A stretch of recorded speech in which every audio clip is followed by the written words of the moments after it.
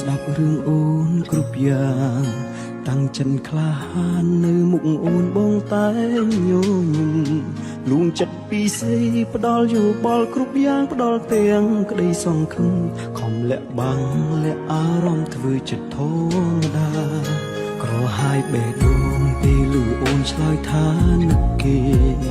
មិនហ៊ានតបទេទ្រាំស្ដាប់អូនរៀបរាប់លូចប់ទឹកភ្នែកបងហូរអួលដើមក៏ប្រាប់អូនគុំព្រួយឆ្លើយបនលប់អូននឹងជួបប្រុសម្នាក់នោះនៅថ្ងៃណាមួយជូនពរគេទាំងដឹងថាទ្រង់ឈឺផ្សាត្រូវការអូនណាស់ព្រោះតែខ្មាំងឮពាក្យអូនច្បាំងអូនស្នេហ៍គេរូបបងអូនគ្មានអារម្មណ៍មិនអាចបង្ខំចិត្តស្ងួនបងស្នេហ៍អូនគុំបេះដូងគុំដកស្នេហ៍ថ្លៃពេលណាអូនមកភ្លេចគេពេលណាអូនឈប់ឈឺចាប់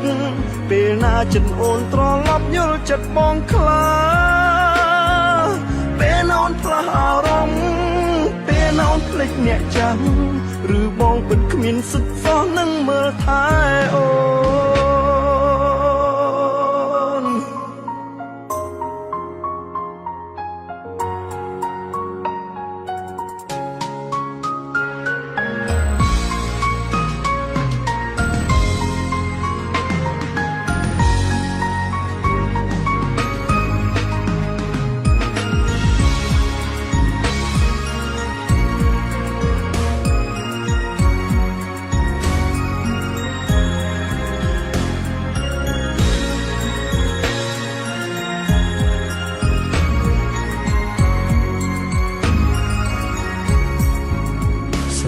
អូនម្នាក់បងទ្រាំស្ដាប់រឿងអូនគ្រប់យ៉ាង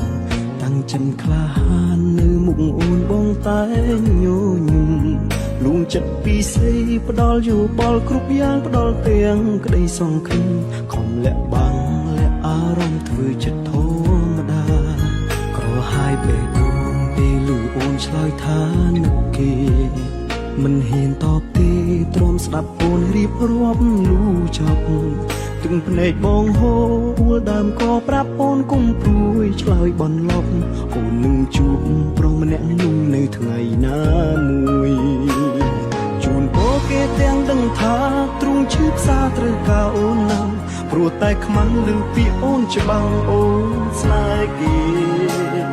រូបបងអូនគ្មានអារម្មណ៍មិនអាចបង្ខំចិត្តស្ងួនបងស្នេហ៍អូនគុំបេះដូងគុំដកស្នេហ៍ថ្លៃពេលណាអូនមកភ្លេចគេពេលណាអូនឈប់ឈឺចាប់ពេលណាចិត្តអូនត្រឡប់យល់ចិត្តបងខ្លាពេលណាអូនផ្លាស់អារម្មណ៍